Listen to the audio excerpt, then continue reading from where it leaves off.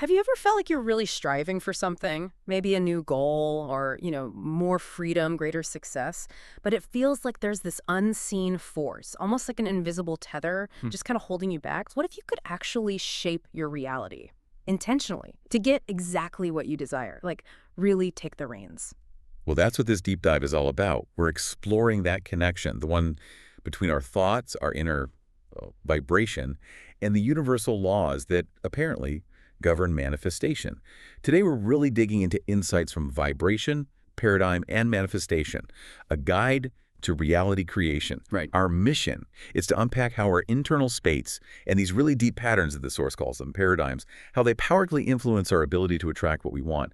And, more importantly, how we can consciously take control. Yeah, it's really a guide to self-mastery, isn't it? The argument is that understanding these principles moves you beyond just wishing. It's about actively participating, creating your own experiences, turning these sometimes abstract ideas into something practical, something actionable for anyone listening. Okay, let's unpack that right from the start then. The source kicks off with this big idea. Everything's connected through frequencies, through vibration. It's almost like every thought, every emotion, everything has its own specific hum, its own tune. And this obviously links straight to something a lot of people know about the law of attraction. But this source seems to go deeper, right? Oh, absolutely. It really does. What's key here is the idea that you can manifest desires not just by thinking about the laws, but by doing something deeper, by aligning your vibrational frequency with what you actually want to attract. The core idea isn't simply think positive thoughts. It's that your main emotional state, your dominant feeling, that's your energetic magnet. So think of it like this. If you're always feeling stressed or doubtful or feeling lack, well, that's the frequency you're putting out there. To attract abundance, for example, the source says you need to cultivate and genuinely feel feelings of abundance, gratitude. You literally become a vibrational match for it, rather than just, dwelling in scarcity. So it's not just about wanting something here in your head. It's about being genuinely in sync with it, feeling it, embodying it, kind of like trying to tune into a radio station. You don't just think about the song. You have to actually turn the dial until you're perfectly aligned with that frequency. If you're off, even slightly, you just get static, right? Or the wrong station altogether. Exactly. That's a great way to put it. And that distinction is so important. It's an active process. Internal alignment, not just passive hoping or wishing. The universe, according to this, responds to the energy you radiate.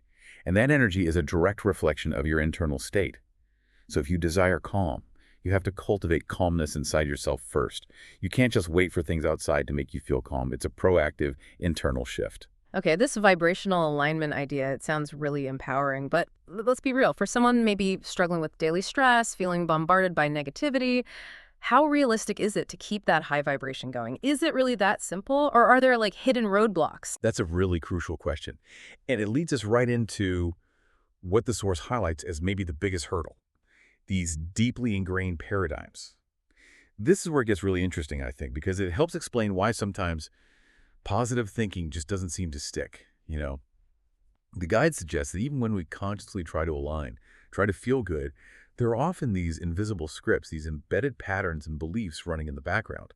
And they subtly, or sometimes not so subtly, pull us back to what's familiar. The guide makes this really important distinction. Are we truly directing our lives, or are we mostly running on autopilot? It talks about unconscious programming as this powerful force. Now, we often hear unconscious competence for skills like driving without thinking, right? But here, the source uses it differently. It suggests we can become sort of competently stuck in limiting patterns. We operate automatically based on beliefs that actually hold us back from growth, from our goals. And often, we don't even realize these are just patterns we've learned or adopted. So these paradigms are almost like the default settings for our lives, or like you said, an autopilot.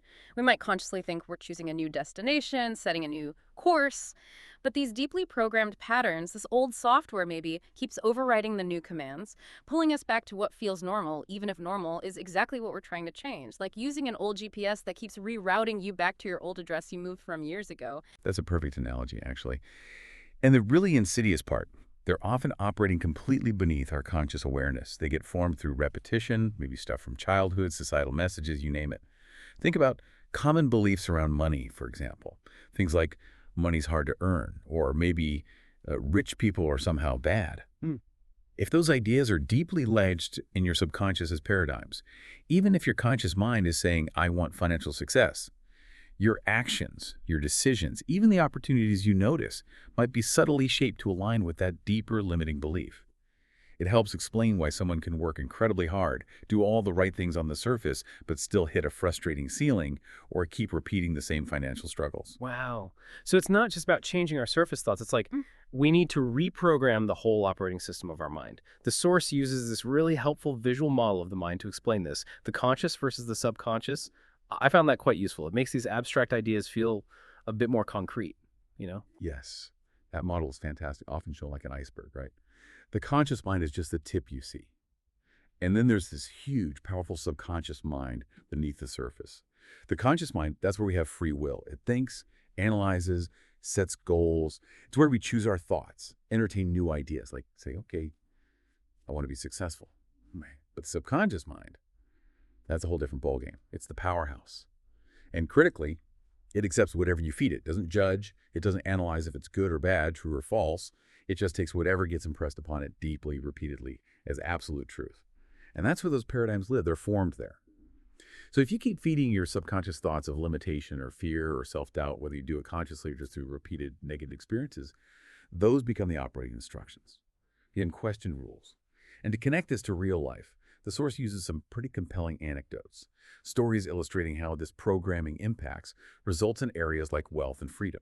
It mentions, for instance, people who consciously wanted financial independence really badly, but their subconscious, maybe programmed by early scarcity, would suddenly sabotage things. They might earn more money only to suddenly have huge unexpected bills pop up, or they make choices that just kept them stuck in that struggle pattern. The guide really hammers home that your results, your wealth, relationships, health, freedom, they directly mirror your subconscious programming, not just your conscious wishes. Okay, so if our subconscious is like this incredibly powerful but totally uncritical filter, we need to be really, really intentional about what we're feeding it then. It sounds crucial. It's not just about trying to slap some positive thinking on top of everything, but actively, deliberately reprogramming that fundamental filter itself so it aligns with what we actually want. That sounds like a massive task, but also incredibly liberating if you can do it. Absolutely. It's about becoming the conscious gatekeeper of your own mind. That's the essence. So subconscious, remember, doesn't care if a thought is good or bad or even true in an objective sense. It just accepts it as your truth and then uses all your inner resources, your energy, creativity, focus to make it real in your outer world. Which means, if you keep entertaining thoughts of being unworthy or limited, your subconscious will diligently work to create experiences that prove you right. Right. So, okay, what does this mean for us practically? If these paradigms are so powerful and our subconscious is running on old software, how do we actually shift them? How do we take control? It sounds daunting maybe, but the source implies it's totally doable, right? Yeah. With the right approach. What's the core message for actually making that transformation happen? Well, the core message is incredibly empowering, actually. It's this: understanding and then intentionally shifting your mental and emotional state. That is the absolute key. It's crucial for changing your reality and getting the outcomes you want. It's not about waiting for the outside world to change first. It's about actively cultivating the internal landscape that will naturally attract and create those desired changes. And the guide does outline some practical ways to do this. First, it really emphasizes awareness. You just can't change what you don't notice. So it means diligently observing your thoughts, your automatic reactions, your habitual feelings. When do you feel limited? When do you react with fear or doubt? Those are your clues. They point to the underlying paradigms.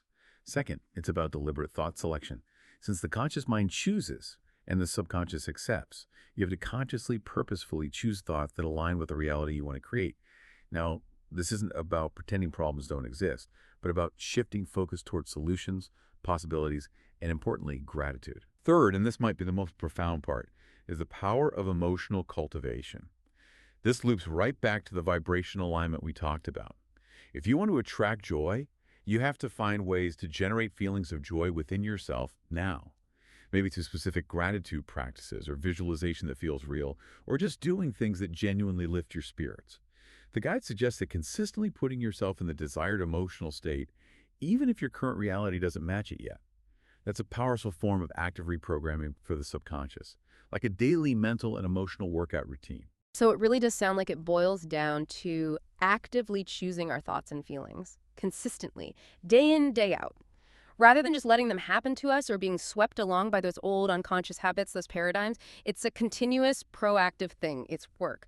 But for people feeling really stuck, how quickly can they expect to see changes? What about pitfalls? Does the source warn about anything? That's where the consistent conscious effort part is so vital. The guide is pretty clear. Shifting deep paradigms isn't usually an overnight fix. I mean, these patterns often take years, maybe decades, to form. So it takes consistent, focused work to repattern them. Think of it like trying to carve a new path for a river. At first, the water will naturally try to flow back into the old familiar channel, but if you persistently redirect it, eventually that new channel becomes the easiest path. It becomes the new normal. Common pitfalls. Oh yeah. Inconsistency is a big one. Giving up too soon when results aren't immediate, or letting setbacks or external events completely derail your internal state, letting them dictate how you feel. The source really emphasizes needing patience, self-compassion, because it's not always easy, and just unwavering commitment to the process.